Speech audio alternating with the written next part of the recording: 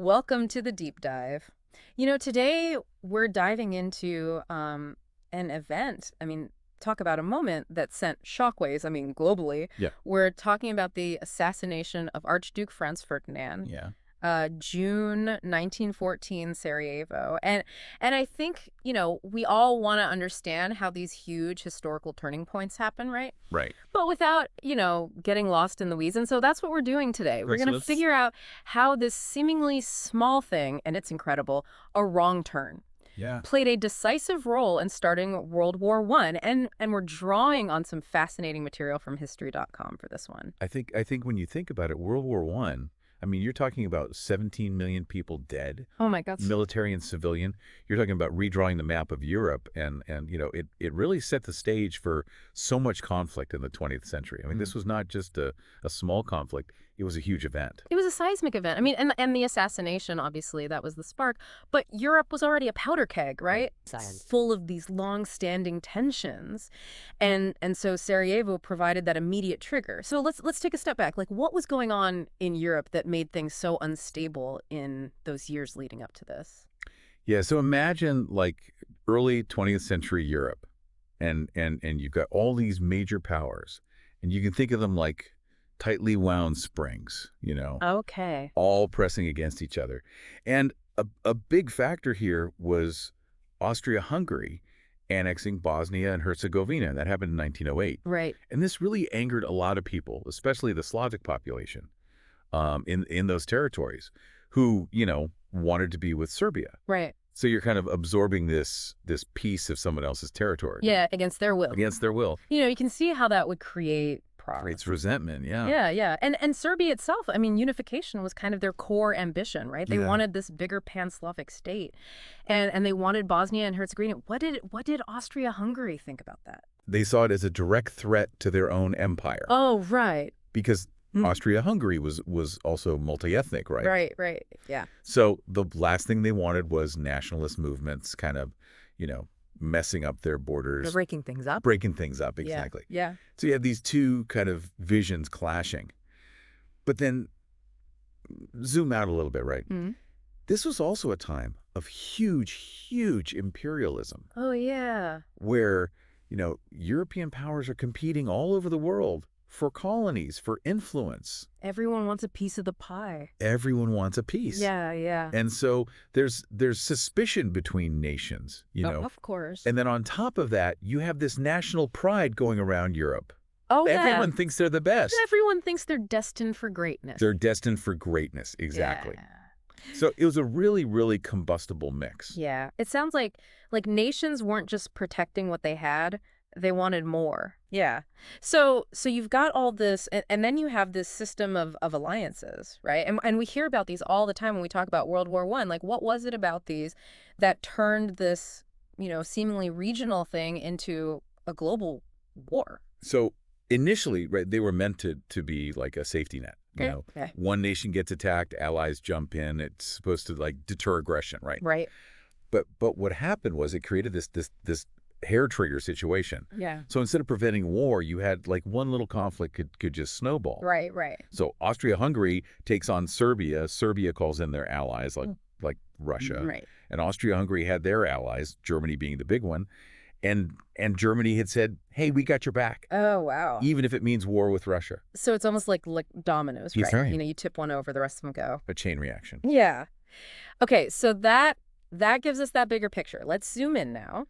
Sarajevo, June 1914. Like, what made this city the flashpoint? So, Austria-Hungary decides to hold these summer military exercises in Sarajevo, which is the capital of Bosnia, Right. in June 1914. And this was not just some random training, right? It was a message. It was a show of force. Yeah. It's like, think about like having a military parade in a city that your neighbor also claims, Yeah, it's provocative. is going to get a reaction. Right. And it wasn't just any random date, was it? This June 28th. That meant something to Serbians, right? Yeah, so June 28th was St. Vitus's Day. Right. And this is really important to Serbian national identity. It marks the anniversary of their defeat at the Battle of Kosovo, Right. way back in 1389. And that was a really big turning point for them. Right. Symbol of their struggle. Right. But 1914, This is the first St. Vitus's Day since Serbia had gotten Kosovo back in the Second Balkan War. Oh, okay. So for Serbian nationalists, the Archduke, who represents, Austro-Hungarian power, coming on this specific day to Sarajevo, the capital of this region that they wanted, I mean, it's a huge insult. Yeah. It's like rubbing salt in a very old wound. So you can just feel the tension, right? Like everything's so heightened, And that's where this plot to assassinate the Archduke comes from. Exactly. You've got this mix of nationalism, resentment. You have these Serbian nationalist groups, Young Bosnia, the Black Hand. Right. And they start planning to kill the Archduke during his visit. And what's important is these groups, they weren't alone, right? They had support. They got weapons, training from parts of the Serbian military. So there's some official backing for this. Yeah. And so 7 Bosnian Serb assassins are chosen and positioned along the Archduke's route. 7 assassins. And with all this, tension, rumblings of threats, you would think security would be super tight. You would think. But it wasn't. No, it was shockingly lax. So even though there were warnings about potential terrorist attacks, Franz Ferdinand and his wife Sophie, they're traveling in an open car. Oh my God. I mean, completely exposed. Yeah. And to make it worse, they had announced the route publicly. They announced the route. Yeah. Oh my God. So it's like an invitation. It's an open invitation. Yeah. Yeah.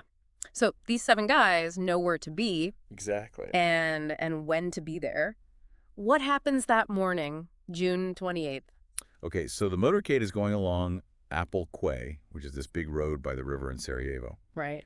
And one of the assassins, Nedeljko Obrenović, he throws a bomb. He throws a bomb. At the Archduke's car. At the car? Yeah, the driver. He's quick, though. He speeds up just as the bomb lands. Oh, wow.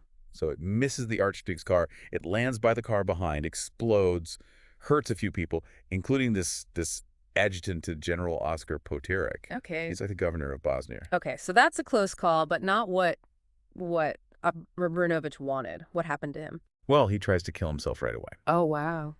So he swallows this cyanide capsule and jumps into the river. Into the river. But the cyanide, it was old. Didn't work. Oh, no. And the river, it was pretty shallow. It was shallow, so Yeah. he can't drown. No. Oh, my goodness. Yeah, so his suicide attempt fails, and they catch him right away. Wow. You would think after that, right after a bombing, that the whole visit would be over. You would think. Like, get out of there. Yeah. But that didn't happen. No. I mean, Franz Ferdinand, he had other ideas. Yeah, so Franz Ferdinand was known to be a very determined guy. Okay. And despite this, obvious danger, he decides to keep going with his schedule. Oh, wow. Some people said, hey, let's call it off. Yeah, yeah. But he kind of dismissed them. And so they went to City Hall for these receptions and speeches. Okay, so they go through with that, and then he wants to go to the hospital. Right. To visit that adjutant who was injured. Okay. And it's this change of plans that turns out to be, so important. It really does. So for security reasons, obviously, right? Yeah. They decide to change the route to the hospital. So instead of going along Franz Josef Street like they were planned originally, they're going to go along Apple Quay for a bit longer before heading to the hospital. It was supposed to be safer, avoid some of the narrow streets. Okay, this is it, right? Yeah. This is the turning point. It is. This is where it gets really fascinating. This miscommunication about the new route. It's incredible. It shows how, like, a small oversight can have these huge consequences. Yeah. So they give the instructions about the route change in German. Okay. But the drivers of the first 2 cars, they were Czech. They were Czech. And they don't understand German. Oh, my goodness. And no one thought to translate. No one thought to translate. Like crucial information. A language barrier. Yeah. And it leads to all. It's unbelievable. It's unbelievable. So what happens when the motorcade starts going again? So, because of this, failure to communicate, the driver of the first car, he just follows the original plan. He makes a right turn onto Franz Josef Street. Oh, my goodness. And the second car, the one with Archduke, Sophie, and General Potirak, they just follow the first car. They make the same wrong turn. Same wrong turn. Unbelievable. Yeah. And that takes them right to another assassin. It does. It's like all these unfortunate events just kind of line up. Yeah. So this wrong turn, it leads them right to where Gavrilo Princip, another assassin, was waiting. Oh, wow. So after that first bombing, he thought he'd missed his chance. Right. So he moved to this spot by a store along the original route. So the first attack fails. They change the route for safety, but then because of this miscommunication, they drive right to this other assassin who just happens to be in the wrong place at the right time. It's incredible. He really is. What happens in those last moments? So General Podiorik, who's in the car, he realizes they made a wrong turn. Right. He starts yelling at the drivers, "Stop, reverse." Stop, reverse. Yeah. Oh, my goodness. And as the driver's braking, the car either slows down or completely stops. Right in front of Princip. Right in front of him. At point-blank range. Yeah. I mean, the number of things that had to go wrong for that to happen. It's amazing. It's incredible. Yeah. So Princip, he must have thought his chance was gone. Yeah. And suddenly his target is like right there. Right there. He pulls out his pistol, fires 2 shots. Oh, my gosh. First one hits Franz Ferdinand in the neck. Second one hits Sophie in the abdomen. And they're both fatal. Both fatal. Right away. It's like you said, the spark. The spark. That starts the fire. It starts everything. Yeah. So how does this assassination, that happened because of this wrong turn, how does this lead to World War I? So for Austria-Hungary, this was the excuse they needed to finally take on Serbia. Okay. They blamed Serbia for all the unrest, the nationalism in their territories. And remember, they had that blank check from Germany. Oh, right. So Austria-Hungary, they give Serbia this really harsh ultimatum. Oh, okay. And Serbia's response, well, it wasn't good enough for Austria-Hungary. Okay. So they declare war on July 28, 1914. And this is it. This is it. This triggers those alliances, and everything just explodes. All these European powers start mobilizing, declaring war on each other, and you have over 4 years of just devastating war. It's just incredible, all stemming from this wrong turn. It's hard to wrap your head around. Let's go back to those security failures. Yeah, it really seems like there were so many points where this could have been prevented. Absolutely. Yeah. I mean, the fact that there wasn't more security, you had the political climate, you had the warnings. Right. It's shocking looking back. And like we said, the open car announcing the route, those were huge mistakes. Yeah. But that miscommunication about the route change, that's the most ironic thing, right? It really is. Like just one clear instruction could have changed everything. Changed the course of history. Yeah. And it's not even just that Princip was there because of the wrong turn. Our sources say that some of the other assassins, they were along the original route, but they froze. They froze. They didn't do anything. Yeah. So it makes you think, like, even a little bit more security, And maybe even Princip would have been deterred. Yeah, I mean, the fact that other people with the same mission couldn't do it, it tells you that maybe the plot wasn't foolproof. Right. Maybe more security, maybe it would cause confusion, panic, Yeah. or just made them too scared to try anything. Right. It really shows how much chance played a role. Yeah. Okay, let's talk about Austria-Hungary a bit more. They chose Sarajevo for those military exercises. What were they trying to say? They wanted to show everyone that they were in control of Bosnia and Herzegovina. Okay. Which, remember, they took in 1908. Right. And it had a lot of Slavs who, were feeling nationalistic. Yeah.